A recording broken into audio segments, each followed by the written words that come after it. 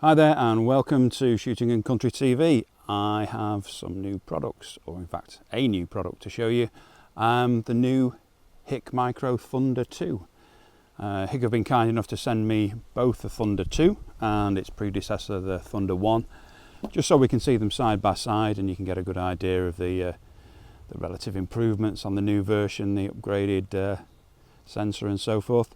And what I'm going to do is we're going to take a few shots on my little kind of air rifle and rimfire range.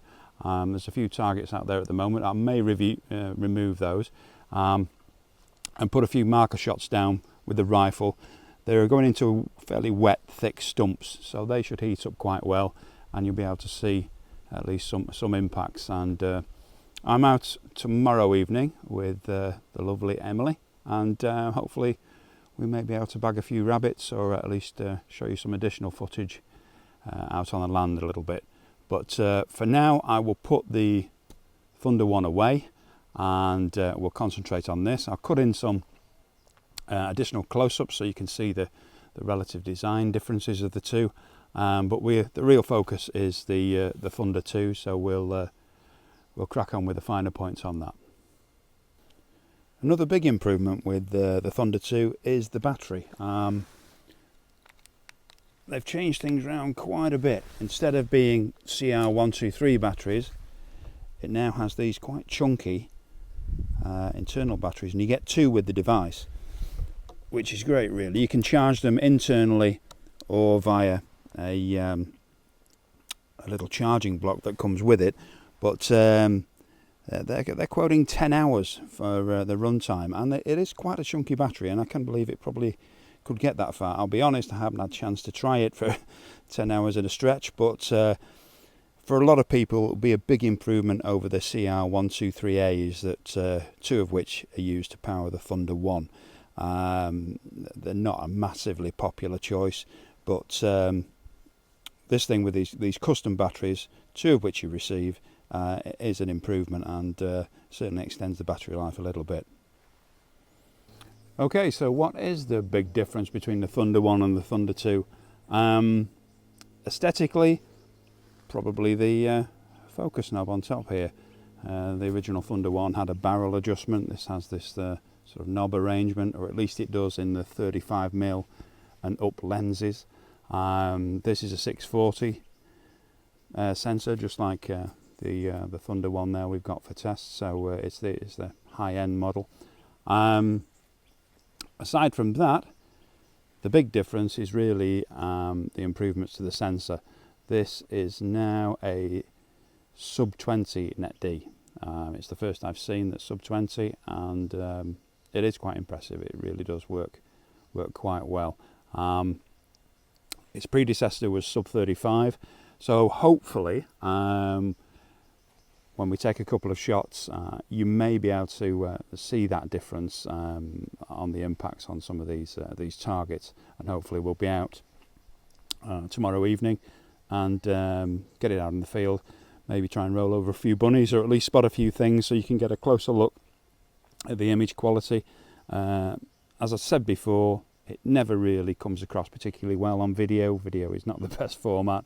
What you see through the eyepiece is not what ends up on YouTube or anywhere else, but it doesn't give you a true indication of the quality. But hopefully the side by side might help you decide. But there is a distinct difference between the two, and primarily because of this sub 20 net D that the Thunder 2 has. In terms of controls, it's all fairly standard. Everything you'd expect from a thermal, a 640 thermal, it has. It's got picture-in-picture, it records audio, all the functionality you'd expect is there. There's recoil activated recording for your video, lots and lots of functionality, lots of different colours. I think there's 5 profiles for separate rifles. Everything you'd expect from a premium 640 thermal is there under the bonnet on this thing. The one thing it doesn't do is try to cover all the bases like the Thunder 1 did. When they originally launched the Thunder 1, I think it was meant to be kind of all things to all men, so you could have it as a spotter, you could have it as a front mounted thermal, you could have it as a sled mounted scope, as we've got here. You could basically do anything with it, but they've kind of realised that's perhaps not what the market wants. If you're buying a 640 thermal scope, that's really what you're going to do with it. Once it's on the rifle zeroed and set up, you're not particularly going to be yanking it off to use it as a spotter or to put it on a day scope. So I think that's a wise move. So they've now produced two variants of this. There's the sled mounted dedicated scope, which is this one, and there's a front mounted thermal for somebody who uses day scopes primarily and only needs the thermal element occasionally. You can use both. You can take them off the rifle and use them as a spotter if you wish. You know, remove the sled, and you can, in the software, knock out the reticle and use it as a spotter if you want to. But I think they realise, most people, once it's on a gun, that's probably where it's going to stay. So what I'll do is cut in and give you a little bit of a voiceover on some of the extra functions, get you a closer look at it. But the primary thing, we'll take a couple of shots downrange and see if we can spot them, and we'll do them side by side. I'll cut those two bits of footage in, or perhaps somebody will cut those two bits of footage in, and yeah, you can see the Thunder 1 and Thunder 2 in action. In terms of basic controls, it's pretty straightforward. You've got your bog standard on and off there, which is also a standby when you need it. Colour modes on the M button, so you can swap between black hot, white hot, the usual psychedelic modes that many thermals have. Picture and video, toggle button, and with audio, which is a nice touch. Quick press for a quick menu for brightness and contrast, that kind of adjustment, or a long press to get you into the main menu system. And as I said before, all the bases are covered really. There's all the functionality you can actually expect is in there. The only other thing is the zoom. That's the only element of the scope that I'd probably improve a little bit. Zoom is fine. It's a kind of a slow zoom between each magnification. In fact, too slow in my opinion. So as you go from 1x to 2x to 3x to 4x, it's quite slow. It's quite cool and stylish, but in the field you'd want something that was a little bit snappier. And when you get to the maximum resolution, if you press again, it does a slow kind of pull back to the base magnification, which would be potentially a little bit irritating in the field. They had the same problem with the Thunder 1. I'm sure it's something that can be fixed easily in software with a firmware update. I'm sure they have done it on the Thunder 1 because after testing it, it does seem a lot quicker than it used to be. And that's the only thing I'd change. I would probably speed up that zoom function, or perhaps even give the option to remove it entirely. But that's my only real complaint with the device. It's been great fun to use. It's just I find the slow zoom between magnifications a little bit tedious sometimes. Right, let the testing begin. I've got the Thunder 1 on here at the moment. We're not going to do any shooting just yet. I've got some paper targets just on some rounds of wood down the range there, and I'll just show you what it looks like through the Thunder 1, and then I'll put the Thunder 2 up, and you can sort of see them side by side or see what you think. It's quite impressive with both because you can still make out these air rifle targets. They're not thermal targets, they're just normal pieces of paper, and this is quite a gloomy little spot. But I'll get on the gun and we'll drop in some footage of the video from here. I'll just turn on the video function.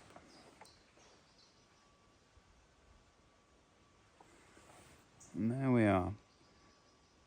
I'm actually focused up right there more or less, and that's it's not a great distance, this range. It's only 50 meters to the back, but that's about 35 meters there, and you can still make out those dots on the plain paper. And if I go up in magnification, you'll see the speed of the Thunder 1 is quite quick.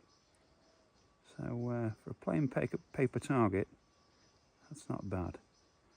But I'll do the same thing with the Thunder 2, and we'll see what you think.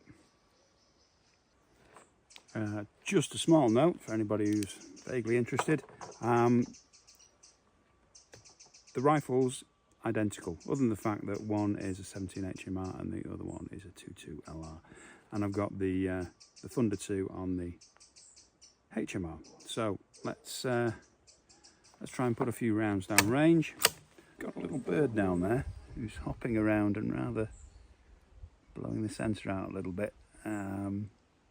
But nevertheless, let's give it a go. I'll do the same thing as before. Record some general footage. And you'll notice now, once that little birdie's out of the way, it doesn't look like he's going to go anywhere. What I mentioned about the slower zoom, it zooms, and you can see those dots even on the 50 there. And that's only a paper target, just about. But that slow zoom is a little bit too slow for my liking, but that's an easy fix with the firmware, update. So there's our little Dunnock, or whatever it is, down the range, perfectly safe. Oh, and now he's found a friend. Anyway, that's an example of targets that are just at ambient temperature, just pieces of paper, and it's still picking up quite well, even at the extended range. You can almost pick them out. But now we'll put a few shots through, and that should liven things up a little bit in terms of the thermal response. And I've also got a thermal patch that I'll pop down on the far target, just straight onto the wood, which gives you an illustration of how well it kind of picks that up. But it's not really detection, isn't really the big difference between the two.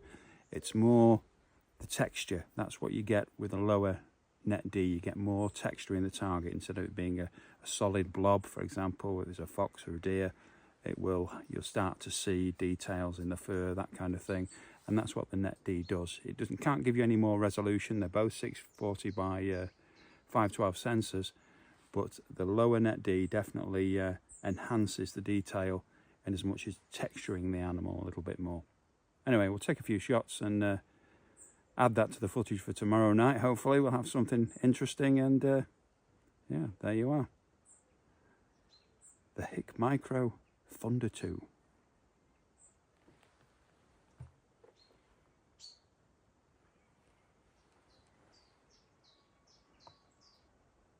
And here we have the Thunder 1 and Thunder 2 side by side. Slight difference in the design of the ergonomics in terms of buttons, but both very easy to use. The big change really for the Thunder 2 is the focusing dial or knob up top, but very similar in every other way. But the big improvement is obviously the lower net D, the much improved battery, and the focusing knob. And yeah, very impressive. Right, let's put a few more rounds down range.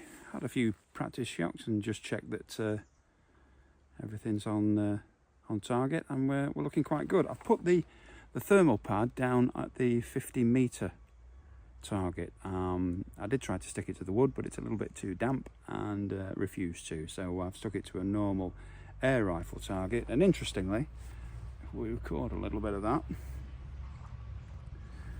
if I put it on there, you can see the outline of the target, the paper target. The heat from the pad is obviously warming up the paper a little bit, and that's picking up, which is another example of the lower net D coming into its own a little bit. It's those fine increments that you can pick up. So we'll have a shot that's at the 50 and see how we go.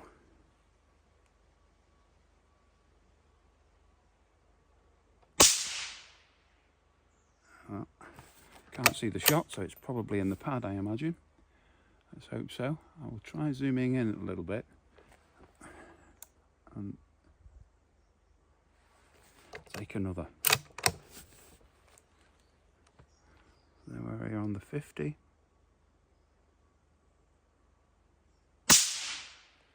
Yeah, it's going in there. Obviously the heat pad is really pumping out some heat now, so we're not seeing the shots go in. But if I cycle through magnification, you can start to see there's quite a few marks there from the HMR in the various targets. But we'll take it out on the hill tomorrow. If we're lucky, we may get a rabbit or two, but hopefully give you some more examples, real world examples. Obviously it's a little bit basic, the environment in a range, so we get it out on the hill and let you see it there. And yeah, there we go. HIK Micro Thunder 2.